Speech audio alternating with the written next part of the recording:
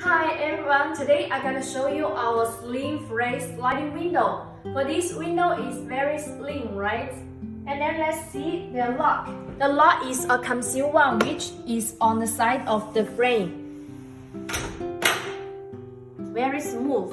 So it will make your property look more modern and luxury.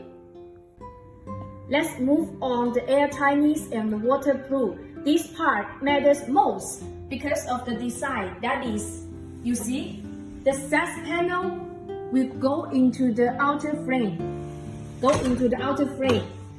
And compared to the common system is that the sash panel will lock in the surface of the outer frame. So for this design, this window will better for the air-tightness.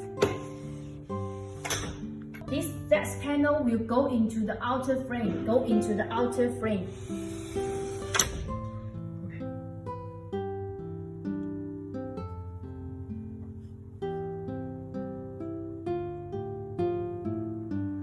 Okay, let's move on our stainless steel screen for mosquito. Let's see how it works. Now it is the closed situation. If you want to open it, you just open this panel and then it opens. When you want to close it, you just close this panel.